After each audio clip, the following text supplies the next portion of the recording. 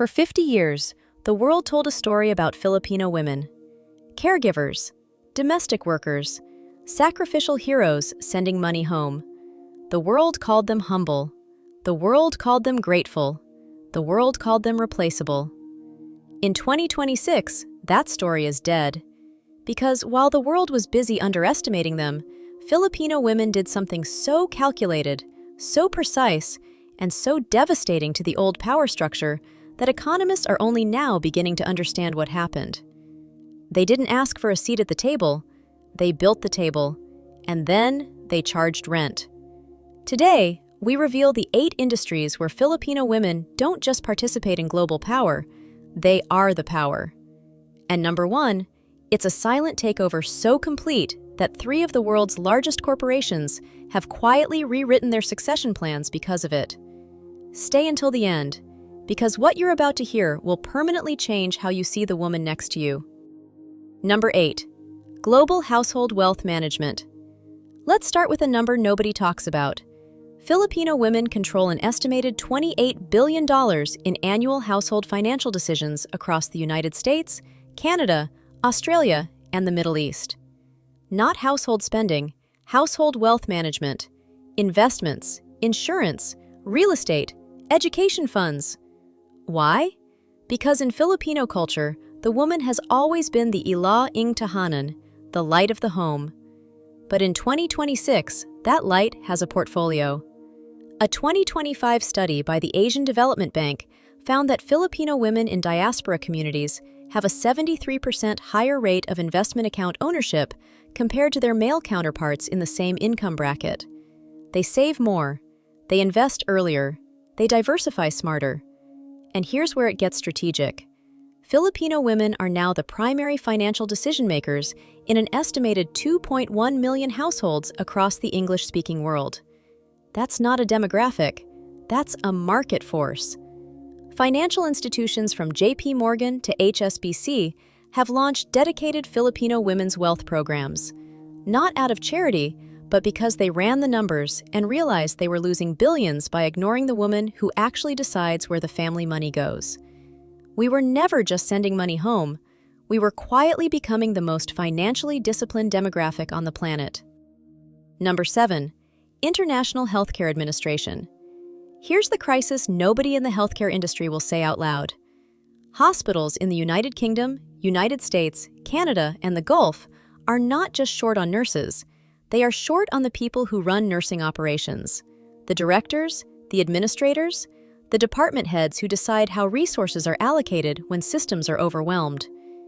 Filipino women hold over 31,000 senior nursing and healthcare administration positions across 52 countries. Not bedside roles, leadership roles. The UK's Royal College of Nursing released a report in February 2026 that should have been front-page news. Filipino women now lead 23% of all NHS hospital departments in London. That means budgeting decisions, staffing decisions, patient care protocols, all flowing through Filipino women in positions they were told, just 15 years ago, they could never reach. Filipino healthcare administrators have started leaving. Not for better hospitals, for better countries. A coordinated migration pattern identified by Oxford Health Analytics shows that senior Filipino healthcare women are increasingly choosing UAE, Singapore, and Canada over the UK and US, because those countries offer faster pathways to permanent residency and equity participation in private healthcare ventures. The British government's response? A $1.2 billion NHS retention package announced in March 2026, specifically designed around the career development demands of Filipino senior staff. They didn't demand a thing. They simply chose better. And the world that once took them for granted is now writing billion-dollar checks to keep them. Number 6. Global Diplomacy and Humanitarian Leadership. This one nobody saw coming. In 2026, Filipino women hold senior positions in over 34 international organizations, including the United Nations, World Health Organization, UNICEF, World Food Program, and the International Labor Organization. These aren't ceremonial titles. These are operational leadership roles. Program directors, regional coordinators, policy architects shaping how billions of dollars in humanitarian aid flow across the developing world. How did this happen? Because Filipino women have something that Western diplomats spend entire careers trying to learn: the ability to walk into a room of people from completely different cultures, speak their language emotionally, if not literally, build trust in under an hour, and get things done when systems are broken. They learned it growing up in a country that forced them to be resourceful. They perfected it working abroad in conditions that broke everyone else.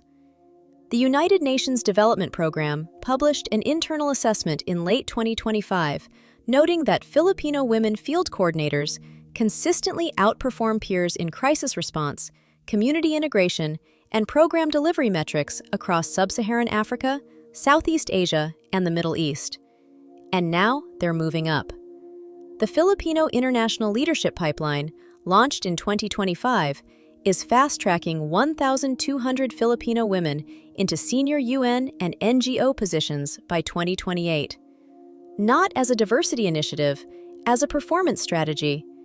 The world doesn't just need Filipino women at the table, it needs them running the meeting. Number 5. Tech industry's invisible executive layer. Silicon Valley has a diversity problem it cannot solve, and the solution it found, the one it doesn't put in press releases, is Filipino women. Over 44,000 Filipino women now hold mid to senior level positions in the global tech industry.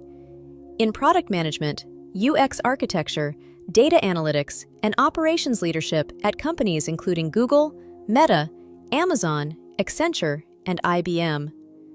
Why Filipino women specifically? Because the skills that made them survivors, managing chaos, communicating across cultures, solving problems with limited resources, staying calm when systems collapse, are exactly the skills that keep tech companies from imploding.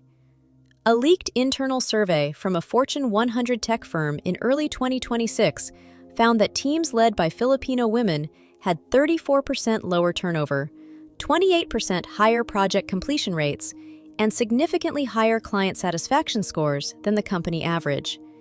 They didn't publish it because publishing it would require explaining why they hadn't promoted more of them sooner. The Filipino Women in Tech Alliance launched a cross-company mentorship pipeline in 2025 that has already placed 3,400 Filipino women into senior roles across 19 countries. They stopped asking corporations to change. They built their own system inside the system, and it's working faster than anyone predicted. Number 4. Global beauty and wellness industry domination. Here is the industry nobody associates with economic power, and that is exactly why Filipino women own it. The global beauty and wellness industry is worth $5.6 trillion, and in 2026, Filipino women have captured a disproportionate share of it at every level, as formulators, brand founders, estheticians, wellness educators, and digital beauty entrepreneurs. Over 1.8 million Filipino women work in beauty and wellness across 58 countries. But what changed in 2025 is who is now at the top of that industry. Filipino-owned beauty brands have exploded globally. Brands like BLK Cosmetics, Happy Skin, and emerging exporters like Merben International are now distributed in Sephora, Ulta, and major retail chains across the United States, Middle East, and Southeast Asia. Why? Because Filipino women understand something about beauty that Western brands spent decades missing. Beauty in the face of hardship, confidence without resources, skincare developed for tropical climates that works better in humid conditions than anything formulated in a European lab. The K-beauty wave opened the door for Asian beauty globally. Filipino beauty brands walked through it and brought a $2.3 billion export market with them. But the real power move is in wellness tourism. The Philippines has become the fastest-growing wellness tourism destination in Asia-Pacific, with Filipino women leading the spa, holistic health, and retreat industries that are drawing high-net-worth clients from Japan, South Korea, Australia, and the Middle East. They didn't follow the beauty industry. They redefined what the industry looks like. Number 3. Digital content and creator economy dominance. The creator economy is the fastest-growing sector of the global economy, and Filipino women are running it from the inside out. Over 2.3 million Filipino women are active content creators across YouTube, TikTok, Instagram, and emerging platforms. But the number that matters isn't the total, it's the conversion rate. Filipino women creators have the highest brand conversion rates of any demographic on Earth. A 2026 study by Influencer Marketing Hub found that Filipino female creators drive purchase decisions at 2.7 times the rate of equivalent creators in Western markets. Why? Because they mastered something Western creators are still struggling to learn: authentic intimacy at scale. They make 40 million viewers feel like a personal friend, and that trust is worth more than any advertising budget ever assembled. Global brands figured this out fast. Samsung, Unilever, L'Oreal, and Grab have all shifted significant portions of their Southeast Asian marketing budgets specifically to Filipino women creators. But the real revolution isn't in the brand deals. Filipino women are now launching their own product lines, their own platforms, their own media companies, using their audiences as a ready-made distribution network that took years to build and cost competitors millions to replicate. They didn't just create content, they created leverage. Number 2, the caregiving industrial complex flipped. For decades, the world's wealthiest nations built their elder care systems on one assumption: Filipino women will always be available, always be affordable, and always be willing. In 2026, that assumption has been shattered. There are currently 340,000 Filipino women working in formal aged care and disability support roles across Australia, the UK, Canada, and Japan. These countries have built their entire care infrastructure around this workforce. In Australia, Filipino women represent 31% of all residential aged care workers. In Japan, they are the single largest foreign workforce in the elder care sector. And now, they're negotiating like they know exactly how irreplaceable they are. The Filipino Caregiving Professionals Network, launched in mid-2025, created something no union could: a certification standard. The FCP certification is now recognized as the gold standard for aged care employment in Australia and is pending recognition in the UK and Canada. What does that mean in practice? Filipino women now set the quality benchmark for the entire global elder care industry. And quality benchmarks come with pricing power. Average wages for FCP-certified Filipino caregivers increased 41% between 2024 and 2026. Countries aren't pushing back. They can't, because the alternative is a care system with no one qualified left to run it. They were never just caregivers. They were the architecture holding an entire system together. They just finally started charging what that architecture is worth. Number 1, corporate operations and the silent C-suite takeover. Here's the question that should be keeping Western CEOs awake at night. What happens when the woman who actually runs your company decides she's done running it for you? Filipino women hold an estimated 67,000 operations, finance, and people management roles in multinational corporations across North America, Europe, the Middle East, and Asia Pacific. But the title on the business card is never the full story. Study after study from McKinsey, Deloitte, and the Harvard Business Review has documented the same phenomenon. In organizations with significant Filipino female representation in middle management, operational efficiency improves, staff retention increases, and crisis response time accelerates. The researchers give it complicated names. Filipino women call it Tuesday. In 2025, the Philippine Corporate Leadership Initiative partnered with 14 multinational corporations to fast-track Filipino women into C-suite positions. The goal was 500 executives by 2027. They hit 500 in 11 months. The corporations didn't do it out of diversity commitment. They did it because their own internal data showed that divisions led by Filipino women were outperforming every other segment of their business, by a margin they could no longer explain away. And then Filipino women did something nobody predicted. They left. Not because they were pushed out, because they were done building other people's empires with their own hands. In 2025 alone, over 12,000 Filipino women registered new businesses in the Philippines, Australia, Canada, and the UAE. These aren't small enterprises. They are consultancies, technology firms, healthcare companies, education platforms, and beauty conglomerates, built by women who spent 10 to 20 years learning how the world's biggest organizations operate and then decided to compete with them directly. They didn't steal the blueprint. They earned it.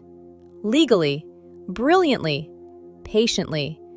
And now they're using it to build something the world has never seen before, an economic empire that was assembled quietly across 61 countries over 4 decades by women the world forgot to take seriously. That oversight just became the most expensive mistake in modern economic history. So let's be honest about what is actually happening. This is not a feel-good story. This is not a campaign. This is a reckoning that has been building for 40 years and is now arriving all at once. Filipino women were handed the world's hardest jobs, lowest wages, and least recognition. And instead of breaking, they studied. They saved. They networked. They waited for the moment when their indispensability could no longer be ignored or underpaid. That moment is now. The old narrative, the sacrificial OFW mother, the humble helper, the invisible worker, that story is finished. The new reality is this: Filipino women are not supporting the global economy from the edges. They are holding it together from the center. And they have finally decided to be compensated, recognized, and respected accordingly. They didn't march. They didn't protest. They simply became impossible to replace. And the world, slowly, reluctantly, undeniably, is adjusting to that fact. Now it's your turn. Are you a Filipino woman building something the world isn't ready for? Do you know one? Are you raising one? Drop a comment, share this video, because this isn't the story they will tell about us. This is the story we claim for ourselves, until the world has no choice but to repeat it. Don't just watch the revolution. Recognize that you are the revolution.